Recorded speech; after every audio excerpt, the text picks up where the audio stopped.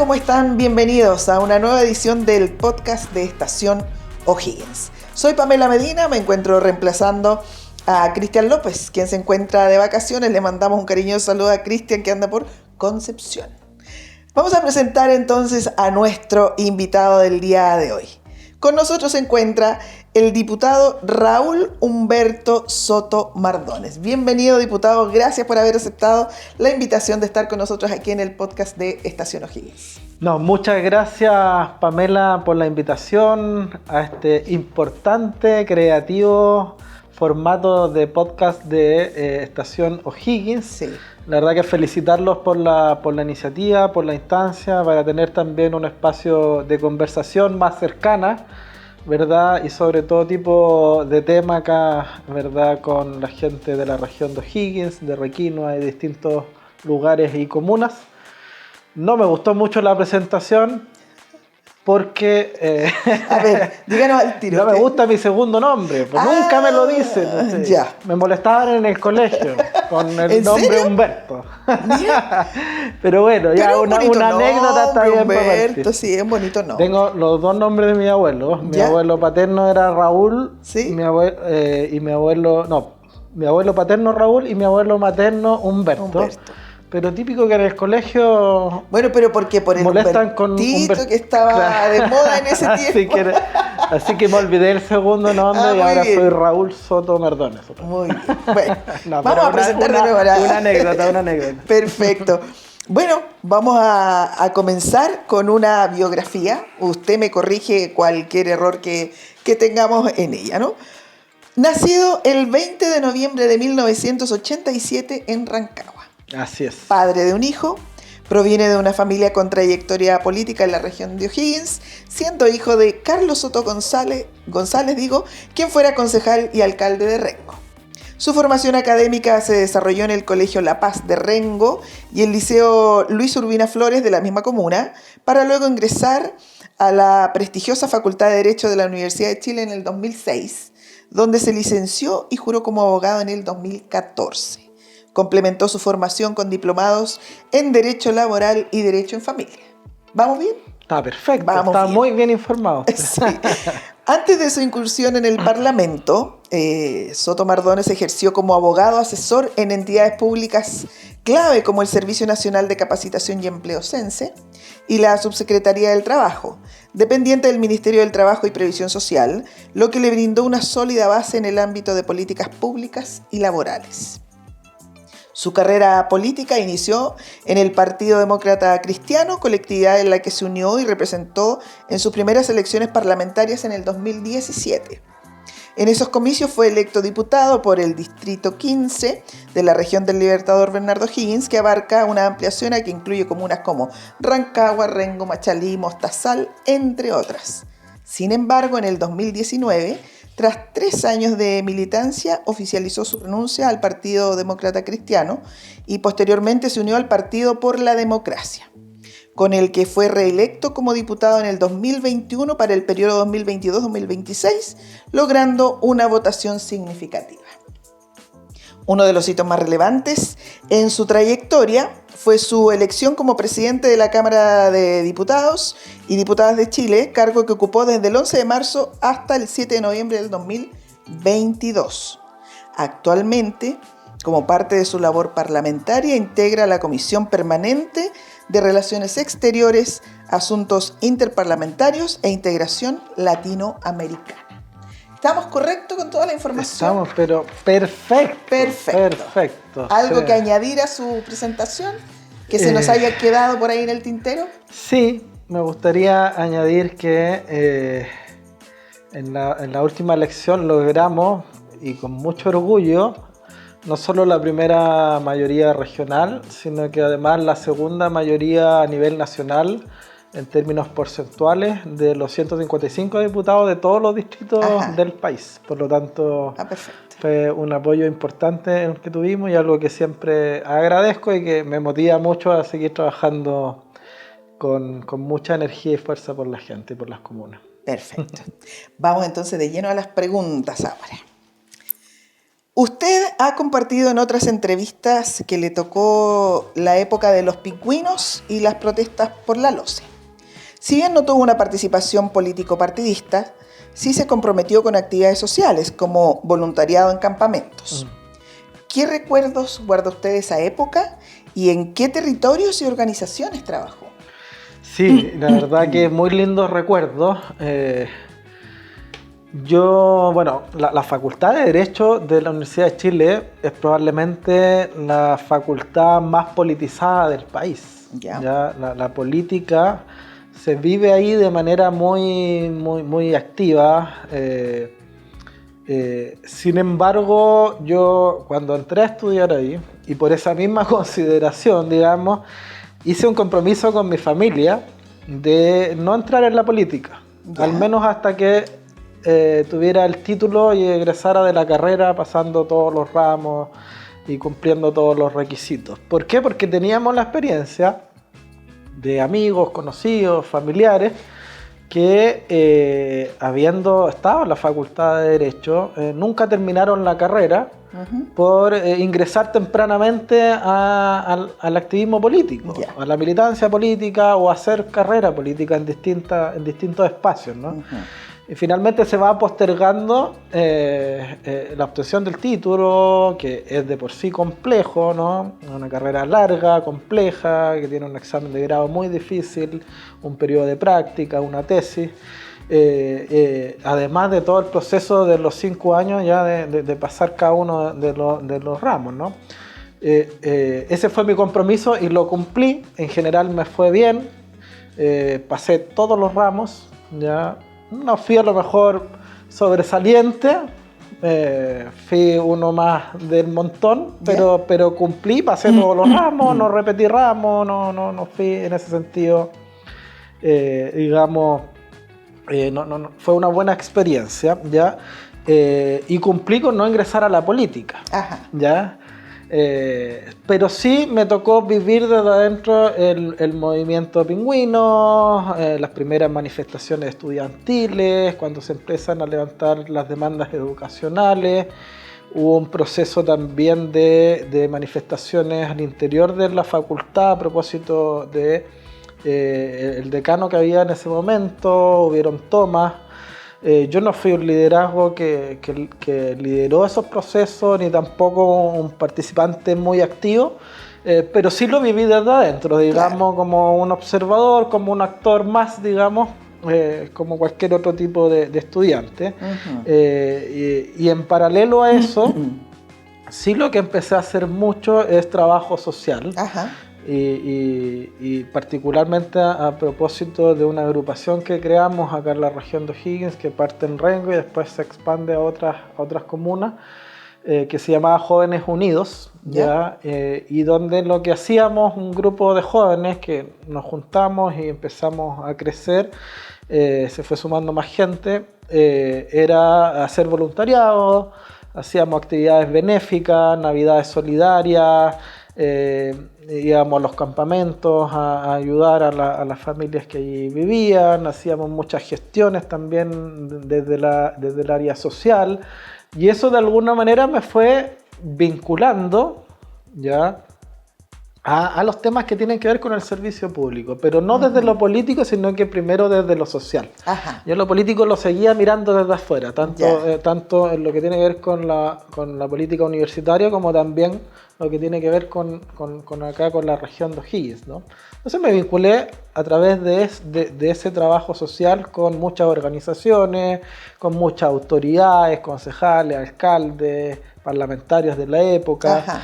Y a partir de ahí se empieza, digamos, a instalar el bichito, digamos, del querer hacer más, del querer ayudar más, del querer también empezar a asumir otro tipo de roles. Así que ese es un poco el vínculo, digamos, el origen desde lo social primero, desde lo universitario y lo estudiantil hacia lo que después se transforma en algo ya más político. Claro. Usted ha manifestado que si bien en su casa creció con tertulias políticas, no buscó la política, sino que la política lo buscó a usted. Pasó de ser el hijo de Carlos Soto, figura importante en Rengo, a el diputado Soto. Y a su papá ahora le dicen el papá del diputado. A su juicio, ¿es difícil forjar una identidad propia en espacios donde a veces el parentesco pesa? ¿Le costó separarse de esa herencia y forjar una identidad política que lo dejó como primera mayoría en la última elección? La verdad que no. Al principio sí. Al principio sí, siempre está un poco el estigma, ¿no? Que muchos creerán que puede ser algo positivo, una ayuda, un impulso, pero la verdad es que se transforma más en una carga, en el sentido de que tú tienes mucho más que demostrarle a la gente de cuáles son tus propias cualidades, tu trabajo, lo que tú tienes que aportar, y que estás ahí, digamos, para hacer eso y no otra cosa, ¿no? Es decir, demostrar el mérito propio, ¿no? Claro. Y yo creo que eso es algo que me gané a punta de trabajo. Yo llegué a mi primer periodo, en verdad, siendo bastante desconocido, con poco más de 9.000 votos en un distrito bastante grande, donde era particularmente un poco más conocido en Rengo, ¿verdad? Por mi trabajo social particularmente y mis vinculaciones políticas, pero no tanto en las otras comunas. Y en 4 años, logré casi sextuplicar mi votación en 4 años. Y eso se debe a un trabajo mío, en conjunto con mi equipo, mi equipo parlamentario, y se debe fundamentalmente a que tuvimos la capacidad de desplegarnos de manera incansable, yo diría, por el territorio, por las comunas, hacer mucho trabajo con las bases, con la junta de vecinos, con los clubes de adulto mayor, con los clubes deportivos, con las uniones comunales, con los distintos municipios también, alcaldes, alcaldesas, concejales, concejalas, consejeros regionales de distintos sectores políticos, porque yo siempre he tratado de impregnar en mi gestión parlamentaria un sello más objetivo, más imparcial, de tratar de trabajar con todos los que quieran trabajar en conjunto para llegar con ayuda y mejoras las condiciones de vida de la gente, que es finalmente el objetivo, ¿no? Y desde esa perspectiva, yo creo que eso permitió consolidar un trabajo propio, dejar de ser mirado un poco con esa duda, y pasar definitivamente a la consolidación de un liderazgo que de alguna u otra manera, con ciertos sectores de la población, de la ciudadanía, de las comunas del distrito, creo que hemos logrado un vínculo más allá de lo político. Creo que, y es algo que lo digo porque lo siento, ¿no? Sé que, nadie es monedita de oro, siempre hay gente que no le gusta el trabajo, no le gusta la persona, tiene ideas políticas distintas y por lo tanto es contraria y va a criticar. Pero más allá de lo político, siento que hemos generado un vínculo incluso emocional con mucha gente, que nos da un cierto grado de cercanía, de fidelidad, que nos permite trabajar con bastante confianza y con bastante regularidad en el tiempo, ¿verdad? Con distintas organizaciones. Y eso yo creo que es algo que valoro mucho también, que me gusta mucho la cercanía, me gusta mucho estar en contacto con la gente, y yo siempre digo que la política se debe realizar ya no como se hacía antes, que era un poco estas políticas que caían desde el Olimpo como soluciones mágicas impuestas a la ciudadanía, sino que muy por el contrario, tienen que nacer de abajo, ¿no? De abajo hacia arriba, la política más horizontal, no vertical, donde conversando con una organización, por ejemplo, con un vecino o vecina, surge una necesidad. Esa necesidad se transforma en un requerimiento, ese requerimiento se transforma en una gestión, en un oficio de fiscalización, en un proyecto de ley. Es decir, todas las iniciativas que al menos yo he impulsado nacen de esa manera. Y muchas de ellas han tenido muy buenos resultados. Perfecto. Entremos de lleno en política. Todo en política tiene la intención de incidir positiva o negativamente. En ese contexto, algunos concejales de Rengo presentaron una denuncia el 4 de junio del 2025 ante el Tribunal Electoral Regional, dentro del plazo legal de 6 meses, contra el periodo alcaldicio anterior por abandono de deberes. Usted es vecino de Rengo y diputado por esa comuna. ¿Cómo evalúa estas acciones? ¿Les ve asidero? ¿Cree que hay alguna intencionalidad política en un año electoral de incidir en las elecciones de fin de año? Bueno, yo creo que siempre en años de elecciones surgen todo tipo de operaciones, de especulaciones y de acusaciones, ¿ya? Y finalmente lo importante es que sea la justicia la que determine efectivamente la verdad de las situaciones. Y en este caso particular, evidentemente que también tiene que ser así, ¿no? Yo creo que acá evidentemente hay una intencionalidad política, pero no me corresponde a mí intervenir ni opinar respecto de eso, sino que dejar que las cosas sigan su curso natural. Mi padre ya se defendió en el pasado y ha ganado cada una de las acciones que han intentado y han ejercido en su contra. Y él como exalcalde, ¿verdad?, tiene las herramientas y el derecho a defenderse. Y lo va a hacer y lo está haciendo. Hoy día está jubilado, está retirado de la política sin ninguna pretensión de querer volver. Por lo tanto se va a dedicar a su vida particular y también a su defensa, y no me cabe ninguna duda que eso va a terminar de buena manera, como lo ha sido también en otras oportunidades. Perfecto. Usted tituló su memoria de licenciatura El otorgamiento de las licencias médicas, su modificación en la fase de control y sus efectos jurídicos. Esta tesis la defendió en la carrera de Derecho de la Universidad de Chile en el 2014. ¿Cómo analiza el escándalo de las licencias médicas en los servicios públicos? ¿Qué reflexión le merecen estos hechos y qué le ha parecido la reacción del Colegio Médico? Bueno, yo creo que es un caso bastante grave. ¿Ya?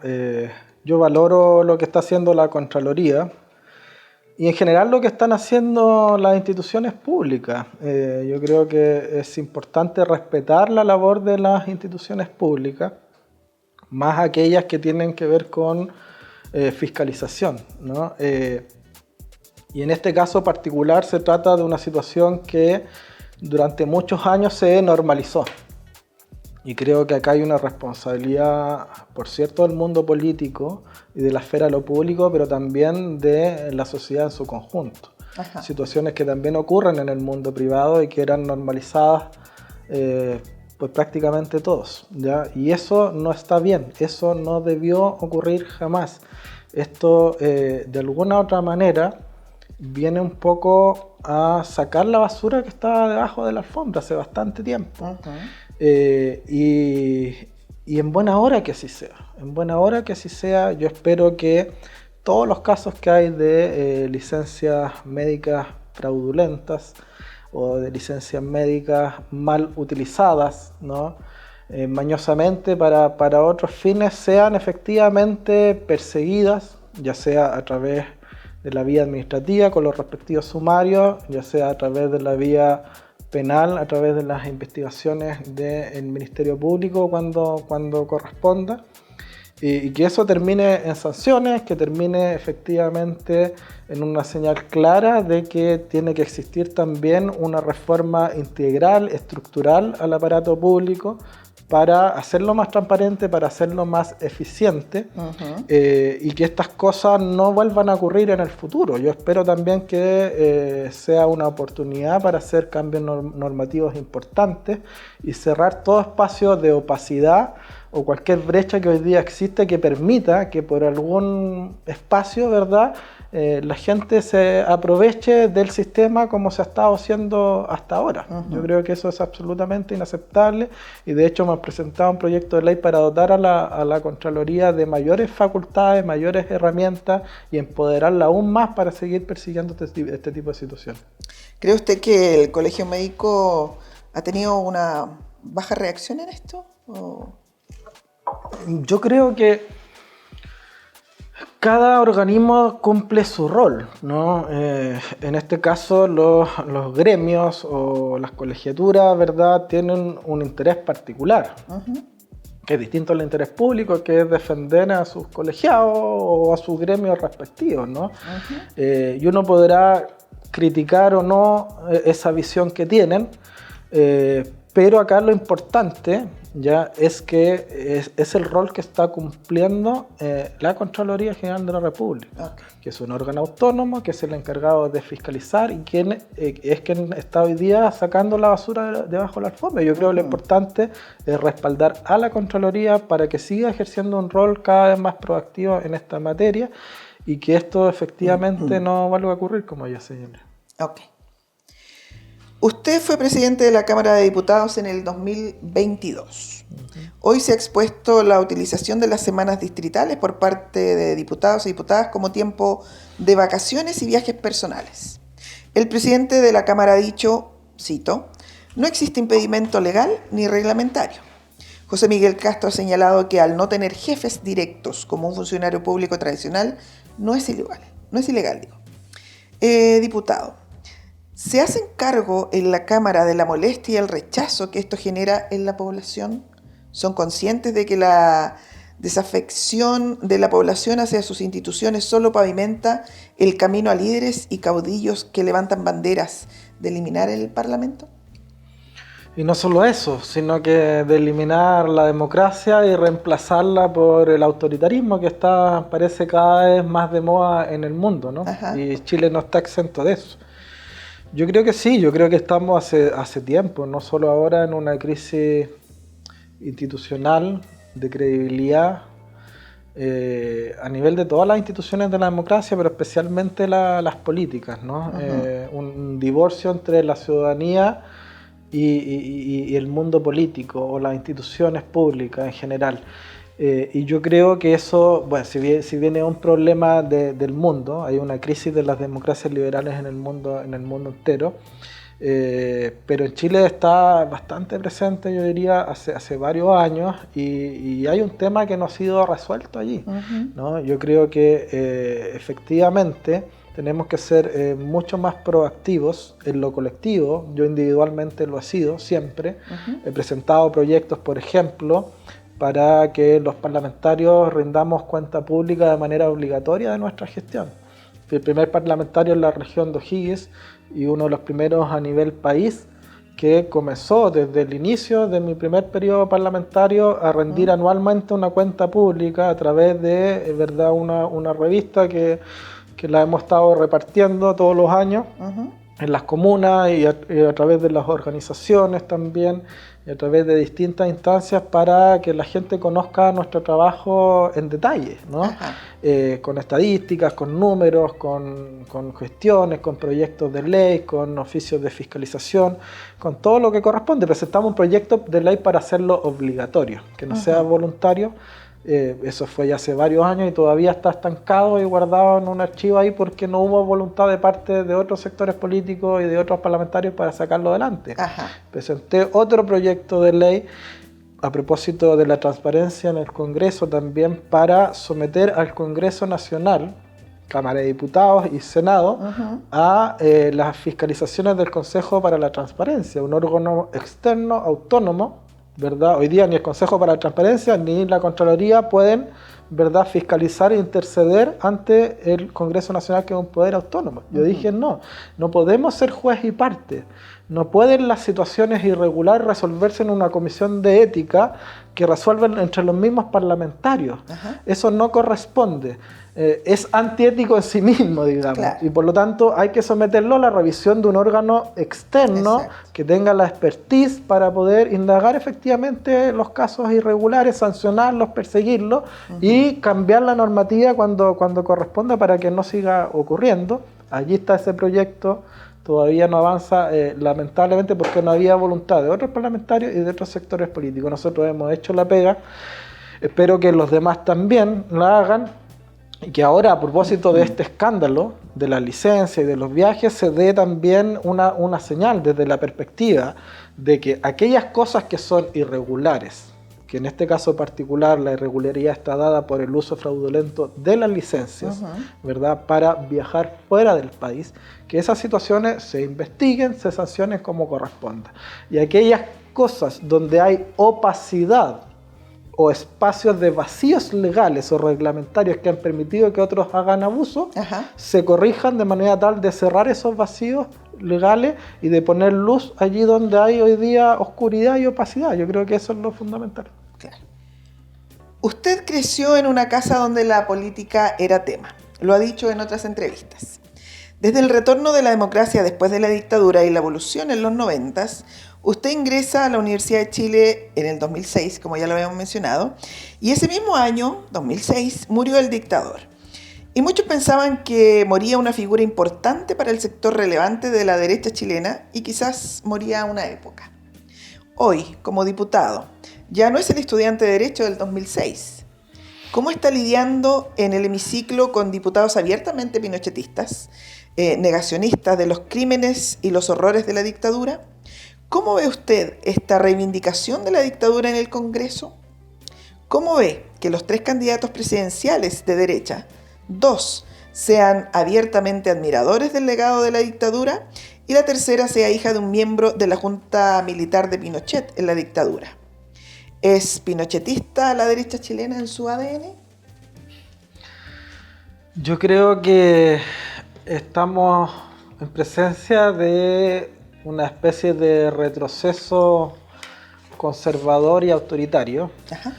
Y esto está ligado a lo que estábamos conversando en la pregunta anterior, ¿no? Esta crisis de la democracia, la desconfianza en las instituciones, el surgimiento de liderazgos más bien populistas o autoritarios, que tienden a ofrecer soluciones simples a problemas complejos, ¿verdad? Para tratar de conectar más rápido a través de redes sociales con la ciudadanía y desde ahí hacer carrera política y llegar al poder.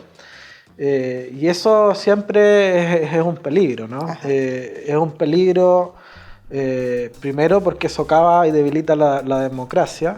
Segundo, porque en todos aquellos lugares y países donde han llegado efectivamente al poder, este tipo de liderazgo lo han utilizado de mala manera, ¿no? Para un poco quebrar las reglas o romperlas en beneficio de sus intereses o sus ideas.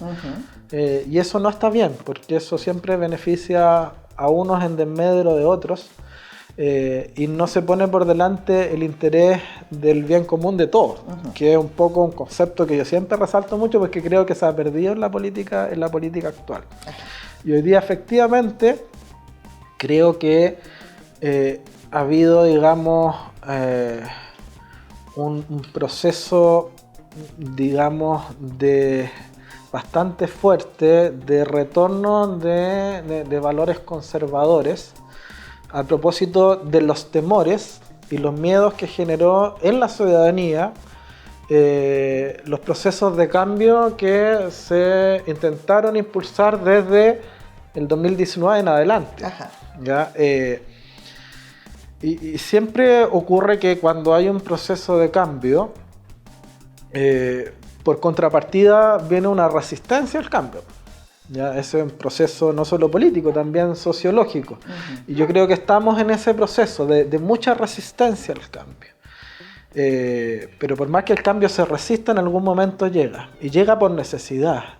Y llega porque al final estamos ante un país que requiere rescatar algunas cosas relevantes que se han hecho en el pasado. Yo no soy de los que cree que hay que cambiarlo todo y refundarlo todo, o que todo se ha hecho mal para atrás. No, creo que hay cosas positivas, que este país ha tenido estabilidad, que ha tenido crecimiento económico, que ha tenido superación de la pobreza, que se ha desarrollado en términos de obras públicas, que es un país que se ha encaminado de buena manera, pero que le costó o definitivamente no supo dar el siguiente paso, que era superar la brecha de desigualdad.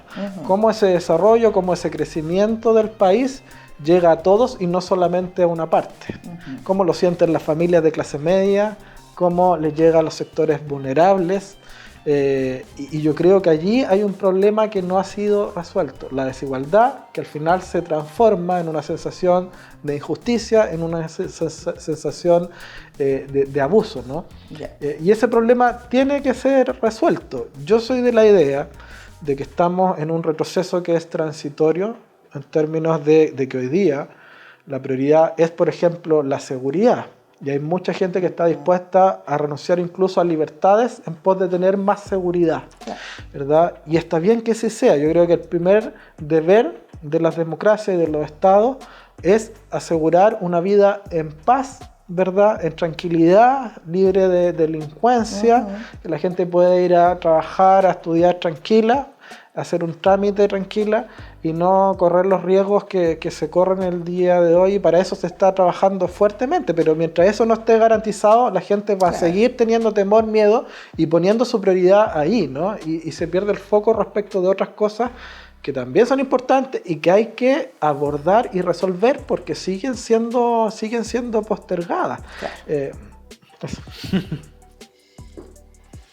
Hace un momento hablamos de su época de Pingüino y la LOCE. Hoy la violencia escolar es una realidad instalada en las instituciones educativas de la región, generando preocupación por la seguridad de los alumnos y la salud mental de profesores y funcionarios. ¿Cuál es su reflexión sobre cómo los municipios están abordando este tema? ¿Es la política consciente de cómo la violencia en las escuelas ha ido escalando? Ya tenemos noticias de alumnos baleados incluso a nivel país.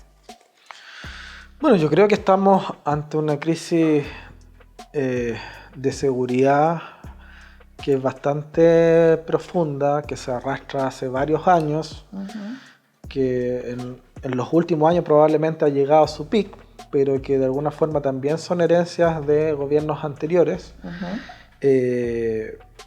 Y de distinto signo político, para ser justo, ¿no?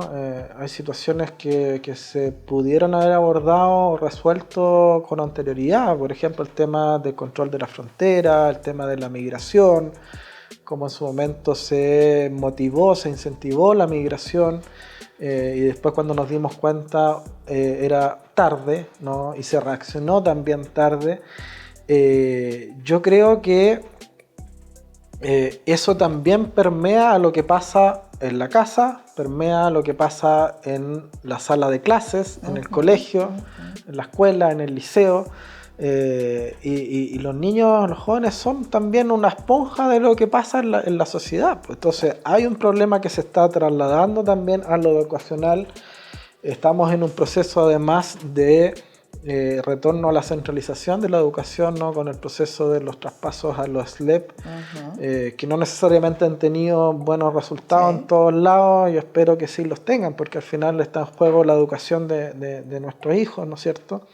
Pero evidentemente que hay que poner el foco, nuestra preocupación y también nuestra ocupación en lo que está ocurriendo efectivamente en los contextos educacionales, por parte de los municipios, quienes todavía tienen la administración, pero también por parte del Estado, porque al final del camino es el que está llamado, digamos, a asumir de nuevo esta tarea desde un rol a partir del funcionamiento de lo que son los SLEP. Y ahí, por cierto, que hay que tener la mirada de los profesores, de los asistentes de la educación, de la comunidad académica y educacional en general, del alumnado y también de los padres, de los apoderados, de las familias que están detrás. Y esto tiene que ser un tratamiento integral que permita un acompañamiento también en los establecimientos, ¿verdad?, a lo que está pasando, para no solamente tener una actitud reactiva, sino que anticiparnos y prevenir muchas de las cosas que hoy día están ocurriendo. Claro. Con la llegada de nuevas formas de delincuencia más violentas y organizadas, comparables a hechos que antes se veían solo en grandes centros urbanos o en otros países, existe una preocupación por la falta de recursos de Carabineros, PDI y la Fiscalía para enfrentar esta situación. Se ha observado un aumento en los delitos de alta connotación, incluyendo el crimen organizado y el narcotráfico. Como diputado de la República por la región de O'Higgins, ¿cuál es su diagnóstico? ¿Estamos bien preparados o falta más coordinación y profesionalismo en los municipios para abordar este tema? Yo creo que el crimen organizado llegó a Chile importado de otros países, a propósito de la migración irregular fundamentalmente, y se encontró con un Estado que estaba por lo menos una década atrasado. ¿ya? En términos de herramientas legales, en términos de herramientas investigativas, en términos operacionales también de nuestras policías, sin un sistema de inteligencia adecuado, sin un sistema de persecución económica de la ruta del dinero que financian ¿verdad? El crimen organizado y el narcotráfico, que estuviera a la altura de los tiempos modernos, ¿no? Entonces, eso es algo que es responsabilidad de distintos sectores políticos y de distintos gobiernos, ¿no? ¿Por qué eso no se hizo? ¿Por qué se esperó llegar al punto que llegamos en este gobierno, ¿verdad? Cuando ya la situación se empezó a descontrolar para recién empezar, digamos, a actuar, y se ha hecho. Y yo creo que el Estado, que estaba efectivamente muy al debe, se está poniendo al día de manera muy rápida. Hemos, por ejemplo, solo esta legislatura aprobado 69 leyes en materia de seguridad, como nunca antes en la historia de Chile. Se han creado nuevos delitos que no estaban tipificados en el Código Penal porque no se daban en Chile, ¿no? Como el sicariato, como los secuestros extorsivos. Se han tenido que dotar a las policías de mayores herramientas de protección, como la ley Naim Retamal, para que efectivamente ellos puedan actuar sin temor el día de mañana a represalias políticas o judiciales. Hemos tenido que entregar muchos más recursos, se ha aumentado considerablemente los recursos para las policías, para Carabineros y para la PDI en los últimos años. Todavía no es suficiente, hay que seguir haciendo un esfuerzo mucho mayor, pero los incrementos en términos económicos han sido históricos. Se ha hecho una inversión muy grande, ¿verdad?, para tratar de reponer toda la flota vehicular, dotarlos de mayor armamento, de más comisarías, escuelas de formación, es decir, prepararnos para el presente y también para el futuro, y ponernos al día respecto de todo aquello que estaba pendiente. Se ha modernizado y apoyado mucho al Ministerio Público. ¿Ya? Se está creando una fiscalía que va a tener un foco específico, ¿ya?, en el tema del crimen organizado. Se llama una fiscalía supraterritorial. ¿Ya? Es un proyecto que ya aprobamos en la Cámara, que hoy día está en el Senado. Entonces va a haber, así como hay un fiscal nacional, como hay fiscales regionales, va a haber un fiscal supraterritorial que va a tener específicamente a su cargo equipos, ¿verdad?, tanto centralizados como en las regiones, ¿verdad?, por territorios, específicamente ya para la desarticulación y la persecución del crimen organizado. ¿Por qué? Porque dada la complejidad que hay detrás de estas organizaciones, dado el poder económico, el poder de fuego del cual se van armando, es necesario tener una línea específica para eso. Es decir, no puede ser que los fiscales que hoy día tienen altos cerros de causas, ¿verdad?, o de investigaciones que hacer, ¿verdad?, no tengan el tiempo o la especificidad suficiente para llevar adelante esas investigaciones tan importantes para la sociedad como son las relativas al crimen organizado. Eso se está haciendo, se está poniendo al día también al Ministerio Público, además de una serie de otras medidas que van a dotarlos también de mayores recursos para contar no solo con más fiscales, también con más abogados, con más expertise técnica, con más preparación, con más elementos tecnológicos para poder llevar adelante las investigaciones. Hay una ley de inteligencia que ha costado mucho sacar adelante, pero que también está avanzando de manera tal de que no solamente, ¿verdad?, podamos reaccionar o ser reactivos al crimen organizado, sino que también podamos tener la posibilidad de intervenirla desde adentro, ¿verdad?, de manera tal de prevenir las situaciones. Yo creo que eso es algo muy importante, que el Estado se pueda anticipar. Todas esas cosas y muchas otras más se han trabajado arduamente en los últimos años, son muy poco conocidas, probablemente todavía no nos llevan a un resultado óptimo que es el que queremos, pero no me cabe ninguna duda que con todo eso que se está haciendo el día de hoy, en los próximos años la situación en materia de seguridad debiese empezar a mejorar significativamente hasta llegar a normalizarse y que volvamos a un estado de tranquilidad y de paz donde podamos efectivamente, ¿verdad?, decir que superamos el estado de crisis en el cual hoy día todavía creo que estamos. Claro. La Cámara de Diputados aprobó un informe de una comisión especial investigadora que cuestiona el programa de acompañamiento de la identidad de género del Ministerio de Salud y recomienda su suspensión inmediata. Familias y grupos de la sociedad civil ven esto como un retroceso. Así también lo ven el Colegio Médico y el MinSal. ¿Cuán comprometidos están los parlamentarios progresistas de la zona con lo que representa un potencial retroceso y una amenaza significativa para los derechos de las infancias y adolescencias trans en Chile en cuanto a su acompañamiento y acceso de salud? Entendiendo que Natalia Romero, desde la derecha, votó en contra, pero los diputados oficialistas o se abstuvieron o se ausentaron de la sala. Yo creo que es muy importante que no se tergiversen o mal utilicen los temas que son importantes para la sociedad con motivaciones políticas. Y muchas veces eso se ha buscado hacer con iniciativas como esa, que han sido principalmente impulsadas por la oposición y sobre todo por los sectores más de extrema derecha, que promueven la intolerancia, que promueven,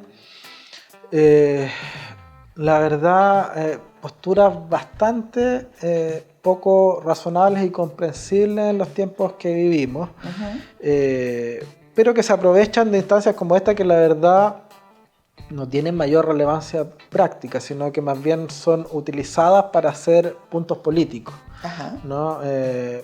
Un informe de una comisión investigadora como esta, ¿verdad?, donde la derecha tenía una mayoría circunstancial y por lo tanto lo termina aprobando, no tiene una mayor relevancia práctica, sino que es una señal política que ellos buscan dar a su mundo y que obviamente es una señal negativa y que no comparto, pero donde se utilizan muchos argumentos falaces, diría yo, o se tergiversan realidades para utilizarlas en beneficio electoral y político. Yo personalmente soy de la idea de que las sociedades deben ser igualitarias, deben ser inclusivas, de que la diversidad debe ser siempre respetada, ¿no? Por eso vivimos en una sociedad libre y democrática, y esos son principios que sin duda alguna hay que defender. Y sobre todo cuando se trata también, ¿verdad?, de respetar los distintos pensamientos que autónomamente pueden tener sectores de la población, que algunos podrán no compartirlos, pero no por eso tienen el derecho a cancelarlos o eliminarlos, ¿no? Porque van a seguir existiendo. Tampoco a segregarlos, tampoco a excluirlos o discriminarlos, ¿no? Y eso es algo que ha pasado durante mucho tiempo estuvo invisibilizado, hoy día ya no lo está, son temas que se conversan y en buena hora que así sea. Yo creo que el futuro es con mayor inclusión, el futuro es con mayor igualdad, el futuro es sin discriminación y eso va a ser a pesar de las personas que se resistan o se opongan a eso, porque es parte del proceso de crecimiento natural o de desarrollo natural de las sociedades, ¿no? Que también van cambiando su forma de pensar en el transcurso del tiempo. Sí. La norma principal es que las centrales nucleares de energía eléctrica, las presas y los diques son consideradas obras e instalaciones que contienen fuerzas peligrosas. El protocolo adicional número 1 de 1977 a los convenios de Ginebra prohíbe explícitamente que estas instalaciones sean objeto de ataque, incluso si se hubieran convertido en objetos militares. Usted integra la Comisión Permanente de Relaciones Exteriores. Como tal, ¿concuerda con la declaración del presidente Boric ante los ataques de Estados Unidos en Irán? ¿Qué opina sobre los dichos de Johannes Kaiser? Cito: Chile debería actuar desde el principio de la neutralidad. El ser arrastrados a este tipo de conflictos, en uno u otro sentido, no es el interés nacional de Chile? Yo creo que Chile ha actuado desde la base del principio de neutralidad siempre, y esta no ha sido la excepción. Creo que el gobierno en general en política exterior ha sido correcto y siempre se ha puesto del lado correcto de la historia, que es la defensa de la democracia, de los derechos humanos, la condena de la guerra, la condena de las decisiones arbitrarias, de las imposiciones, y la promoción del diálogo, sobre todo multilateral, y de la cooperación internacional. Son principios que han estado siempre en la política exterior, son tradición de nuestro país y se han respetado. Creo que hay casos puntuales donde tengo matices respecto de la oportunidad o la velocidad en la cual se imprimen ciertas opiniones o decisiones por parte del gobierno y del presidente.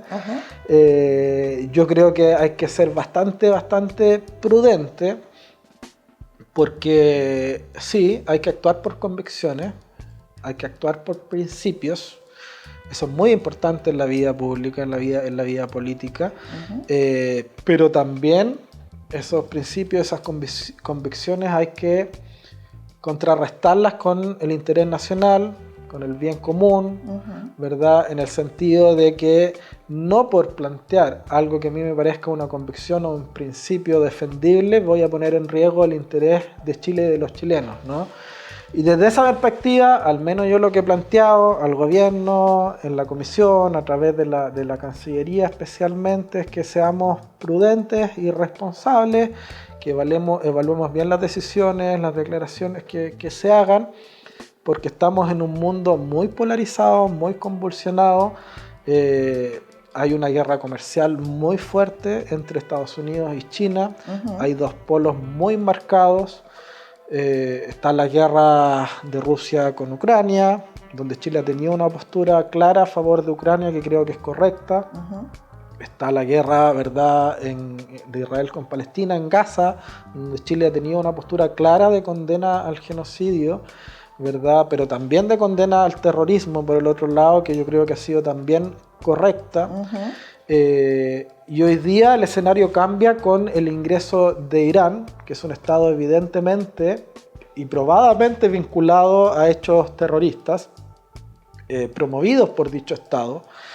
Entonces tienes una guerra donde tienes por un lado un estado vinculado al terrorismo y por el otro lado un estado vinculado a un genocidio, y tomar partido por uno o por otro no es bueno, claro, ¿no?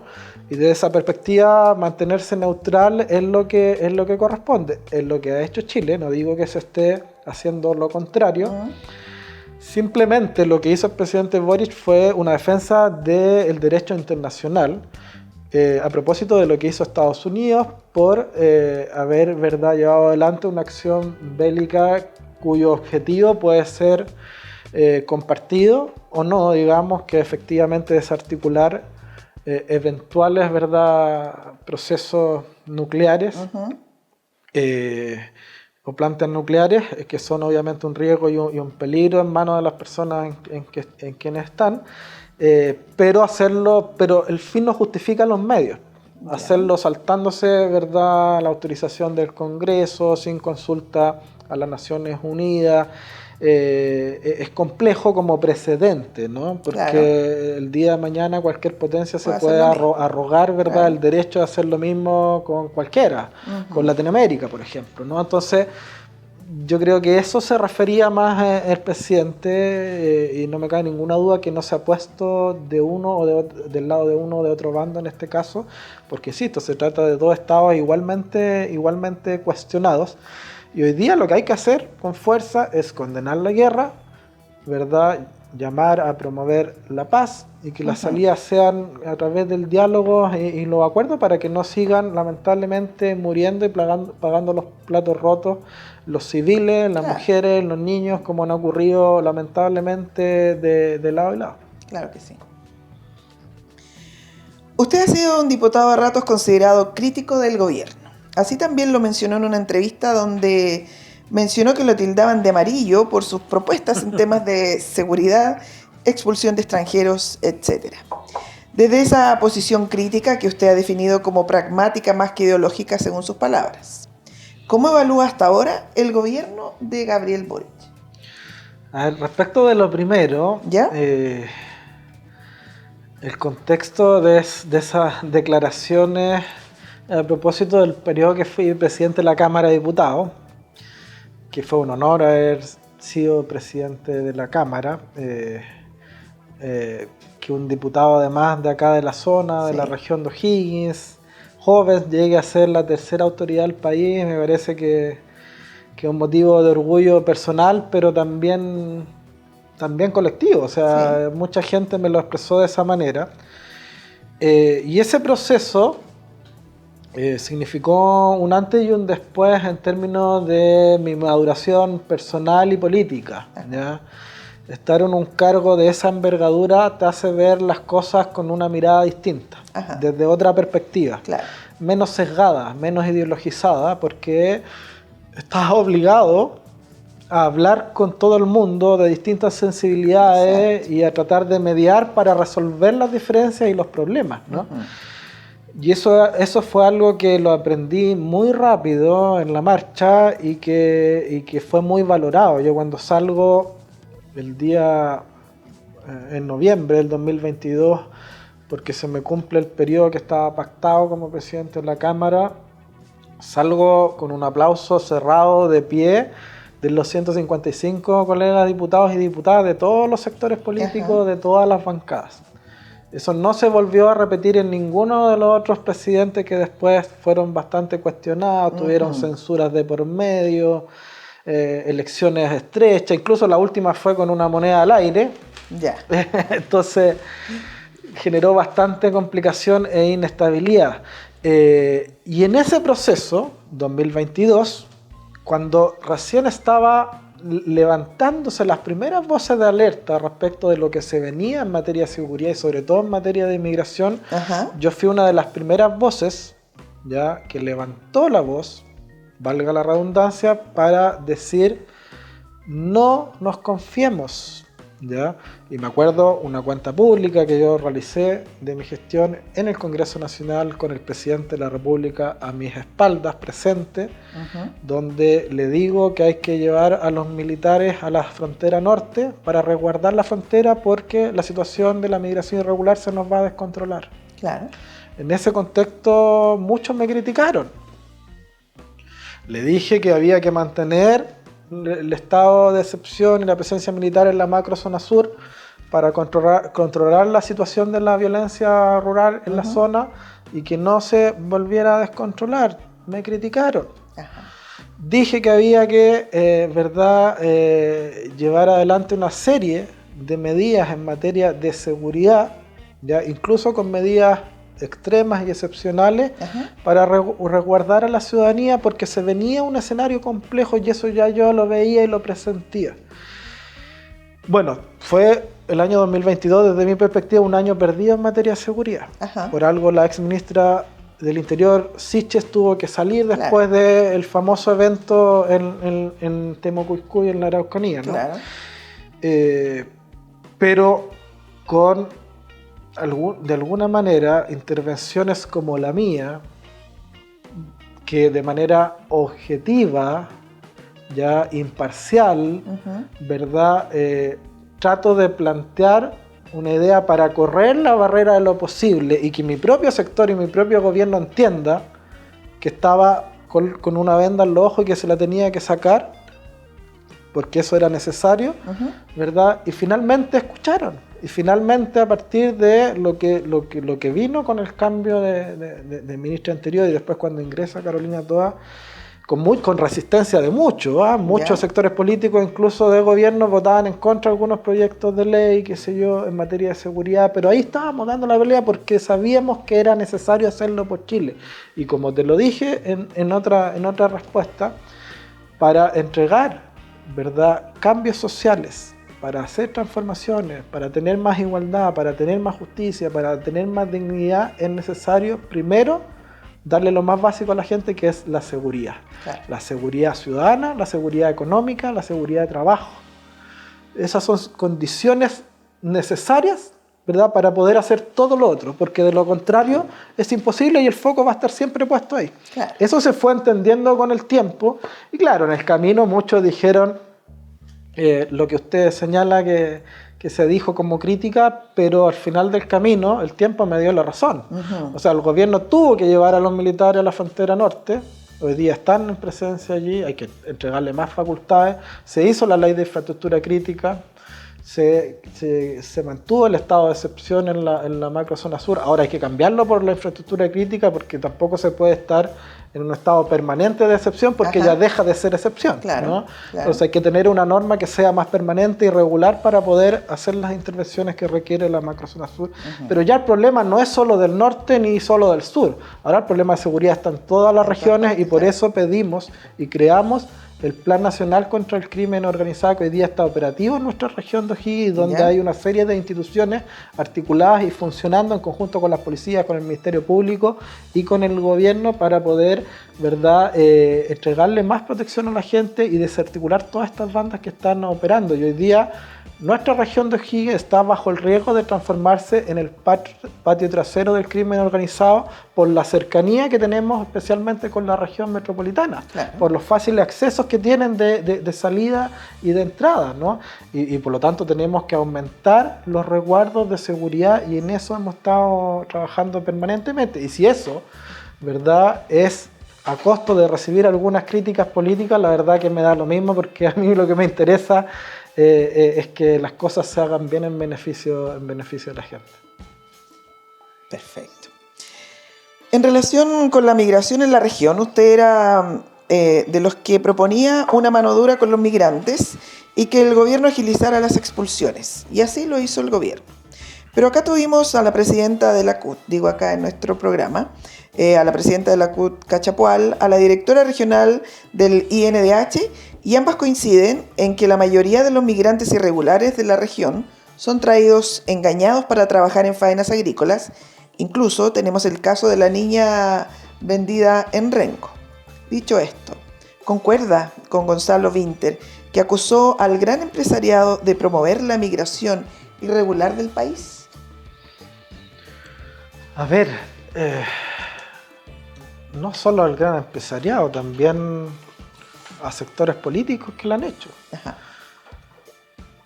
O sea, en el gobierno anterior se hizo un llamado a los venezolanos a venir a Chile. Y no quiero con esto adjudicar responsabilidades, porque yo creo que hay responsabilidades que son compartidas, ¿no? Pero son importantes las señales que los gobiernos y los estados dan. Si un gobierno y un estado dice fronteras abiertas, vengan todos, acá los recibimos, el incentivo es a que vengan y que vengan en masa. Y eso no es posible, porque los países, al igual que las casas, ¿verdad?, de nuestras familias, tienen un límite de gente que puede vivir en ellas. Exacto. ¿Verdad? Uno tiene cierta cantidad de camas, cierta cantidad de baños, de ducha, de lavamanos, de cocina, de sillones como estos, ¿verdad? Y por lo tanto no es ilimitada la capacidad que un hogar y tampoco es ilimitada la capacidad que un país puede recibir de personas. Claro. Y si bien migrar es planteado como un derecho desde la perspectiva humanitaria, ¿verdad? Por el otro lado, es igualmente legítimo, y no solamente legítimo, no solamente es un derecho, sino que también es una obligación que los estados regulen, ¿verdad?, y controlen la migración para que no se descontrole, y pongan las reglas que tengan que poner, y los migrantes y los extranjeros tienen la obligación de respetar esas reglas, y los que no las cumplen simplemente no son bienvenidos. Ajá. Porque para eso están las reglas. Así como se exige a los chilenos que cumplan las reglas, se les exige también a los extranjeros. Y yo lo que he señalado es que los extranjeros que vienen por pasos habilitados, cumpliendo nuestras reglas, y que en el desarrollo de su vida en comunidad cumplen las reglas chilenas, trabajan de forma honesta, se ganan la vida, son un aporte, bienvenido sea. Pero aquellos que vienen de manera irregular, aquellos que vienen a delinquir, aquellos que vienen a causar incivilidades, aquellos que vienen, ¿verdad?, a transgredir nuestras normas de convivencia y nuestras normas legales, no son bienvenidos. Claro. porque están, ¿verdad?, infringiendo nuestro espacio de creación social y de país y de nación. ¿Ya? Y desde esa perspectiva creo que era necesario decirlo y separar aguas, ¿no? No son cosas incompatibles, no son cosas contradictorias, muy por el contrario. Aquí parece que o se está del lado de los derechos humanos o se está del lado de la seguridad, pero no se puede estar, ¿verdad?, en los dos lados. Mentira. No solamente son cosas compatibles, son cosas que deben ir de la mano y que es necesario que los estados lo hagan, ¿no? Y eso significa que si hay personas que cometen delitos, o se van a la justicia y a la cárcel, o son expulsados. Si hay personas irregulares, o normalizan su situación, o son expulsados. Los estados, y Chile no es la excepción, tienen no solo el derecho, sino que la obligación de hacerlo, respetando las normas humanitarias, respetando, por cierto, los tratados internacionales en materia de derechos humanos y las reglas básicas de la democracia, pero por los dos lados, ¿no es cierto? Yo creo que esa señal es importante, y cuando se empezó a robustecer el control de la frontera, cuando el gobierno ha dicho, ¿verdad?, que Chile no tiene más capacidad de recibir, cuando Chile ha dicho que va a fortalecer, y lo ha hecho, ¿verdad?, las expulsiones tanto administrativas como judiciales, ¿verdad? Ya en el año 2025 van 552 expulsiones administrativas y judiciales, ¿verdad?, tanto en charter como en vuelos comerciales, ¿verdad? Se logró un acuerdo histórico con Bolivia, ¿verdad?, para poder reconducir, porque Bolivia no permitía la reconducción vía su territorio y por lo tanto estábamos un poco amarrados de brazos. Es decir, no solamente se trata de expulsar, también de lograr acuerdos diplomáticos para facilitar la colaboración entre los países.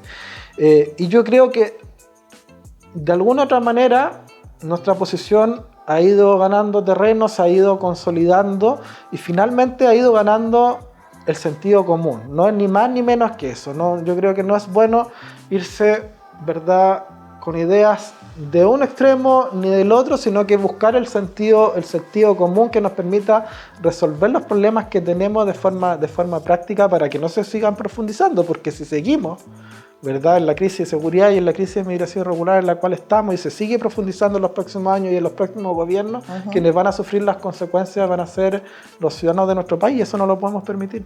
Claro. Vamos con la última pregunta. Cristóbal Belolio, destacado académico, filósofo, abogado y politólogo chileno, ha manifestado que uno de los peligros para él del Partido Comunista radica en el actual de este partido en la Convención Constituyente 1, por su partidismo y sectarismo, exclusión o marginación de otros sectores políticos, derecha y colectiva socialista, visión antagónica y de conflicto, y que estas características provocaron el fracaso de la convención. Recordemos además que en plena crisis el PC no firma el acuerdo que busca una salida institucional a la crisis, firmada en solitario incluso por el diputado Boric en ese entonces. ¿Concuerda usted con esta crítica? ¿Le cuesta al PC chileno buscar salidas institucionales a las crisis? ¿Le cuesta al PC chileno crear mayorías con los que no piensan igual cuando ostenta el poder, como se desprende de los dichos de Belolio? Yo creo que a todos los sectores políticos les cuestan distintas cosas, y creo que de alguna u otra manera siempre los extremos son un poco dos lados de la misma moneda, digamos, dos caras de la misma moneda, ¿no?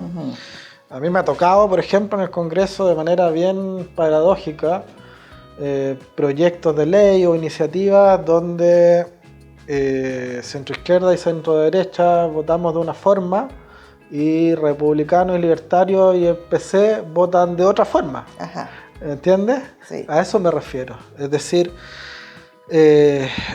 yo creo que siempre es importante que en los países, para que exista estabilidad, para que exista sentido común, ¿verdad?, el eje principal esté en aquellos lugares que permitan mayores condiciones de diálogo y de acuerdo, y esos lugares son los espacios políticos más centrados, ya centro-izquierda, centro-derecha, y no los extremos, porque cuando los polos principales están en los extremos, ¿verdad?, los países se tienden a polarizar y no dialogan y no hay acuerdos. Lo que hay es confrontación, lo que hay es pelea, lo que hay es batalla cultural, y eso finalmente produce estancamiento, inmovilismo, inercia, y cuando los países caen en esos estados finalmente entran en crisis. Ajá. Entonces, como las balanzas, cuando las balanzas están en los extremos, ¿verdad?, el balanceo es mucho mayor a cuando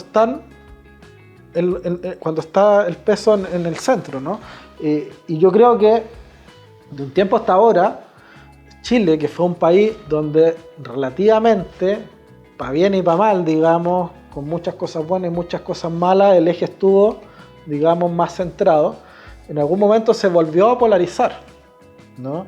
Y esta disputa que ha reflotado un poco cuando a algunos les gusta mirar para atrás, lo que pasó en la Unidad Popular, lo que pasó en la dictadura, y esas peleas eternas que a veces parecen interminables, o lo que pasó en aquel plebiscito, ¿no?, donde Chile se polarizó entre dos posiciones, y hoy día vemos un poco cómo eso se refleja en lo que está pasando hoy día. Tuvimos un escenario presidencial entre un señor Kast y el actual presidente Boric. Ajá. Dos posiciones, ¿verdad?, una de izquierda, que era el Frente Amplio, que se ha ido moderando con el tiempo, pero partió siendo de izquierda bastante dura, y una posición de un señor republicano, que hoy día se viste de moderado, pero la verdad que es una posición, yo diría, bastante extrema en términos del conservadurismo, ¿no? Hoy día podría volver a repetirse ese escenario, eventualmente. Y si el país entra en esa lógica de pasar en un gobierno de un extremo al otro gobierno en otro extremo, y así permanentemente, vamos a entrar en un limbo del cual va a ser muy difícil de salir para volver a generar condiciones de estabilidad. Ajá. Y eso obviamente que preocupa. Yo estoy preocupado por la situación futura del país. Yo espero que al final del camino la gente, que yo sé que en Chile es muy racional y muy de sentido común, vaya volviendo a posiciones más sensatas, vaya volviendo a posiciones más centradas, vaya pidiendo mucho más diálogo y más acuerdos de vuelta, porque eso es necesario. Y bueno, esa es mi mirada respecto a este tema. Perfecto.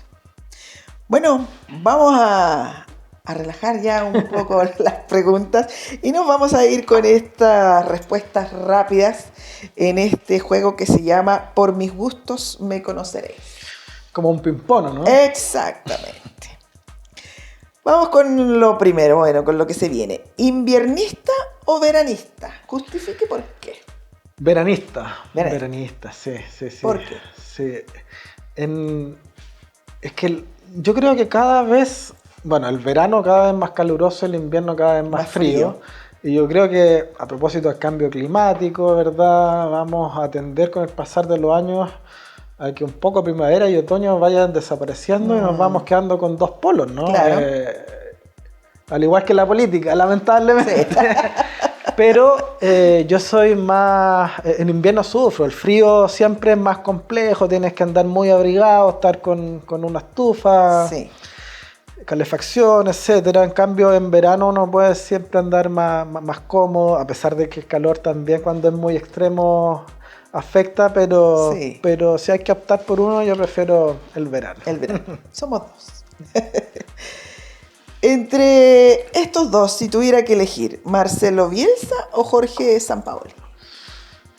Marcelo Bielsa. Absolutamente. Creo que cambió la mentalidad del chileno de forma positiva e influyó más allá del deporte, yo diría. Un país que estábamos acostumbrados al pesimismo, a la derrota, a rendirnos fácil, a no saber sobreponernos y luchar por los objetivos. Yo creo que de alguna u otra manera generó un cambio de chip en el inconsciente colectivo de la sociedad, que ayudó en el sentido deportivo, pero también yo diría en otro aspecto, y por eso es algo que se recuerda mucho, más allá de que los resultados de Sampaoli fueron muy buenos, muy positivos. estuvo involucrado ahí en algunas polémicas, pero tuvo buenos resultados positivos, pero como legado, me parece que Marcelo Bielsa fue mucho más significativo. Sí, mucho más allá del fútbol nos hizo felices. Sí. Incluso a los que no les gusta mucho el fútbol. Sí. ¿De qué club deportivo profesional es hincha? De Universidad de Chile, de chico, pero también hincho por la localidad acá en nuestra región, Ya. por O'Higgins, así que mitad corazón azul y mitad corazón celeste. Sí. A ver, para no pelear, ve el intermedio. ¿Cuál es su libro favorito? Uno al menos. Uy, qué difícil. ¿Ya? Muy, muy difícil. Soy un lector muy activo, últimamente más de política, de ciencia política, de actualidad económica también, de la situación de las democracias en el mundo. He tenido bastante lectura. Me gusta mucho un filósofo español que se llama Daniel Innerarity. ¿Ya? Ya que un libro que marcó bastante se llama La política en tiempos de indignación, que habla justamente de lo que estamos conversando, ¿no? Cómo la sociedad se va rebelando frente al modelo, frente al sistema, frente a la injusticia, a exigir cambios, cómo hay resistencia de parte de los poderes fácticos, del status quo, y cómo la democracia tiene que causar una salida democrática a esa tensión y a ese conflicto que permita efectivamente acercar de nuevo la política a la ciudadanía que está tan lejana y tan divorciada. Hay otros textos del mismo autor que son bien fascinantes. Ajá. Y lecturas más bien no relacionadas a la política, quizás más desde de una lectura más amena, ¿no? Bueno, leo harto poesía, la verdad. ¿Ah, sí? Y también de vez en cuando ficción o novelas. Un autor que me gusta bastante, hace tiempo que no leo, la verdad, pero que se me viene a la cabeza ahora, a propósito del libro favorito, Milan Kundera, La insoportable levedad del ser, que es un nombre particular, pero un libro muy interesante que habla también de un poco los vaivenes de la vida y cómo los enfrentamos desde una mirada bien realista, pero también filosófica, así que bastante interesante. Bien amplio el gusto. Sí, de todo un poco. ¿Película favorita? Película favorita. Yo creo que bueno, también hay varias. Me gusta bastante el cine, bastante las series. Últimamente no tengo mucho tiempo para dedicarle. ¿Ya?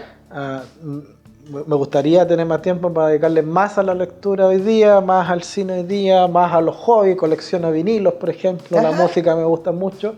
Si tuviera que elegir una, elegiría Interestelar. Se reestrenó hace poco a propósito del aniversario. Es un clásico ya, yo diría, de antología. Hace poco lo dieron el reestreno en el cine, ya en 3D, 4D y todas estas fórmulas ahora muy realistas que hay, y fue de verdad espectacular volver a verlo, volver a vivirlo. Es una película larga, dura más de 3 horas, es densa, pero tiene unos mensajes a través de la ficción que son muy humanos, que son muy bonitos y muy emotivos, y es una película que a mí en lo particular me llega y me gusta bastante. Sí. Si tuviera que elegir, ¿cat lover o dog lover? Dog lover. Dog lover. Absolutamente. ¿Tiene perros? Sí. O sea, he tenido varios. He tenido no muy buenas experiencias. ¿Ya? Sí, me han atropellado varios. Yo pensé que porque era muy travieso. No. Se lo han atropellado. Sí, he tenido pérdidas dolorosas. Ya 2 pérdidas por atropello. Un Cocker Spanish, se llamaba Niño. En la época que estudiaba en la universidad. Que fue bien doloroso porque lo encontramos, se escapó de la casa, digamos, y lo atropellaron a un par de cuadras y lo encontramos ahí, lamentablemente en condiciones bien complicadas. Después tuve un collie. ¿Ya? Se llamaba Molly, una perrita maravillosa, hermosa, como Lassie. Sí. ¿Ya?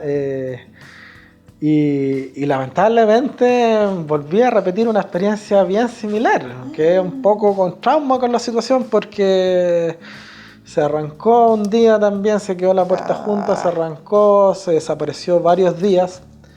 La busqué por todos lados, ya por todo Rengo, no se encontraba en ningún lado y al final la publiqué en redes sociales, digamos, y ahí me llegó el dato de una persona que había recogido una perrita hace unos días atrás y la fui a buscar al lugar donde la habían dejado en una bolsita, la llevamos a la casa, la enterramos y imagínate. Ah, qué pena. O sea, dos experiencias muy traumáticas, sí. muy tristes, entonces costó mucho, digamos, volver a restaurar un poco ese vínculo con las mascotas, especialmente con los perritos. ¿Tiene uno actualmente? Actualmente no. Ya. Tuve uno hace poco, la di en adopción. Ya. Pero fue una perrita, la Luna, maravillosa, que fue otra experiencia, pero difícil, pero ahora en la perspectiva positiva. Ya. De verdad ha sido una experiencia bien que me han marcado harto. Hace algunos años atrás adopté una perrita. ¿Ya? Que una organización animalista encontró botada en un potrero, ya en situaciones, una situación bien extrema de salud, muy precaria, junto a otros perritos, eran como 7 en una bolsa en un potrero, con muchas infecciones, con muchos bichos. La rescatamos, la adopté, la perrita... la recuperamos de salud, de todos sus temas. Venía con un problema de epilepsia. ¿Ya? La Luna fue muy famosa años atrás porque la publicaba harto en redes sociales, la gente la quería mucho. Y logramos con tratamiento neurológico, veterinario, pero sobre todo con mucho amor. Y no sé cómo, algo inexplicable hasta el día de hoy, porque para mí la epilepsia en los perros era algo absolutamente desconocido, hasta que un día estoy en el living de mi casa, así como esto, y veo que la perrita empieza a convulsionar y a tener un ataque y a darse cabezazos en la pared. Entonces yo me tiro encima, digamos, para sostenerla, contenerla, esperar que se pasara. Y ahí empiezo a averiguar y me doy cuenta de que esto existe, de que es una realidad bastante más común de lo que creemos, que hay tratamientos, qué sé yo. Bueno, le dimos mucho amor durante ya varios años y logramos curarla. Por alguna razón que desconozco, tuvo harto tiempo, digamos, con estos ataques, que ya un poco uno se va adecuando en su vida también, porque ya sabe más o menos qué cosas le provocan esa ansiedad para provocarle ese tipo de ataques. Me imagino que con las personas que lo sufren debe ser similar. Pero de un día para otro se curó por completo, dejó de tener ataques. Y yo en parte lo adjudico a los tratamientos, que nos esforzamos harto en ese sentido, pero sobre todo al cariño, al cuidado, al amor que se le dio.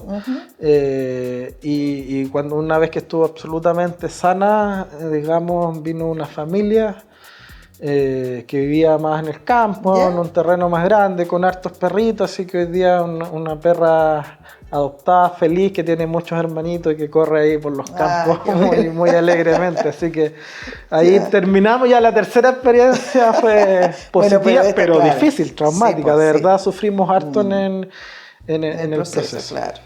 ¿Su color favorito? No creo que sea el azul o el celeste, ¿o sí? El azul. Sí. El azul, sí. Bueno. Bueno, se nota. ¿Su plato de comida chilena favorito? Comida chilena, las humitas. Humitas perfecto. con ensalada chilena y ají verde. ¿Con ensalada chilena? Y ají verde. Qué rico. Esa es la mezcla perfecta. Perfecta. Sí. Ahora, si las humitas son recalentadas en tostador, sí, po. mejor aún. Mejor aún. son más sabrosas. ¿Cuál es o fue su amor platónico? Ya sea famoso o famosa. Mi amor platónico, sin ninguna duda, es Norah Jones. Norah Jones. Norah Jones, sí, una cantante estadounidense, jazzista, tiene una voz espectacular, toca el piano. Yo siempre he admirado mucho a la gente, sobre todo a las mujeres, ¿Ya? que tienen cualidades vocales y musicales. Ya. Me gusta mucho el piano, soy un amante del piano. En el sentido de escucharlo, Sí, estoy lejos de tocar de piano, tocar, digamos, ya. o cualquier otro instrumento, pero me gusta mucho el piano por lo que logra expresar ¿Ya? musical y emocionalmente, y cuando eso es complementado con una buena voz, digamos, como es el caso de Nora Jones, pucha, a mí me llega fuerte. Entonces, desde esa perspectiva, es un amor platónico como mujer, pero por lo que representa. Claro. O sea, Claro. ¿Cuál es su sándwich o sándwich favorito? el sándwich favorito, un churrasco italiano ¿Ya? con un poco de ají verde. Siempre lo pido. ¿Le gusta el ají? Me gusta el ají, sí. El ají verde, sí. Ya. ¿Qué picada de comida recomendaría en la región de O'Higgins? En la región, es tantas. Yo siempre me caracterizo por subir muchas picadas, muchos emprendimientos de comida en la región en mis redes sociales. Hace poco hicimos la ruta del completo, que le llamé. Bueno, todavía estamos, pero siempre trato de ir a distintos lugares para visibilizarlos, para promocionarlos. Sí. Y la verdad que hay muchos lugares muy, muy buenos. Y también lugares más tradicionales de comida chilena, qué sé yo. A ver, si tuviese que elegir uno, sería injusto. Son muchos. El justo. Sería injusto. Ah, perdón, pensé que era un referencia Sería al justo. injusto porque son Ya. muchos. Ya. Hay distintos tipos. Yo diría que un local que me gusta mucho, que siempre cuando puedo pasar, porque generalmente los políticos andamos corriendo para todos lados, ¿Ya? especialmente yo que soy muy trabajólico y de reunión en reunión, a veces no hay tiempo para parar, sentarse media hora Claro. o una hora a almorzar tranquilo. Ya. Entonces hay que más comida al paso, que si yo, de repente una empanada. El tablero en Rancagua es muy buena. ¿Ya? Tienen variedad de empanadas, o de repente cuando vamos hacia Coinco, Doñihue, para ese lado, Coltauco, hay unas empanadas muy buenas ahí en la ruta camino a Doñihue, a la altura de Lo Miranda, no recuerdo el nombre específico, pero ¿Ya? siempre pasamos ahí también. No, hay una serie de alternativas. Me recomendaron el otro día por redes sociales también 2 o 3 que hay acá en Requinoa, y ¿Ya? me comprometí a visitarla, así que espero prontamente ahí estar subiendo algunas de ellas. ¿Y en Rengo? ¿Tiene alguna picada favorita? En Rengo, para almuerzos el mercado, ¿Ya? el local de la esquina del mercado, que lo he recomendado varias veces, pescado frito, cazuelita, comida casera, muy bueno, siempre va bastante gente, tiene su clientela ahí, y yo habitualmente también paso por ahí de repente a buscar un almuercito para la familia. Ajá. Y en comida más rápida, el tradicional en completo es el rinconcito del mercado también. ¿Ya? Sí, ahí hay una mayo casera muy buena. Ah, bueno. Hay que ir Es que el entonces. completo para mí tiene que ser ya pan tostado, ¿Ya? ya obviamente la vienesa, el tomate, la palta arriba Ajá. y mayo casera. Ah, ya. Ese es el completo Con eso. para mí perfecto. Sí. Muy bien. Diputado, agradecemos el que haya estado con nosotros en el podcast de Estación O'Higgins. Esperemos que se haya sentido cómodo con nosotros y le Muy dejamos las cómodo. cámaras para que usted también se despida de nuestra audiencia. No, muchas gracias. La verdad que es muy grata conversación de todo tipo de temas, con harto espacio para poder expresarse y dar opinión. Así que nada, valorar la instancia, agradecerles la invitación y saludar a todos quienes nos vean. Muchas gracias. Gracias. Bueno, hasta aquí llega una nueva edición del podcast de Estación O'Higgins. Agradecemos la sintonía, los invito a seguirnos en redes sociales, @Estación O'Higgins. Muchas gracias y que tengan una linda semana.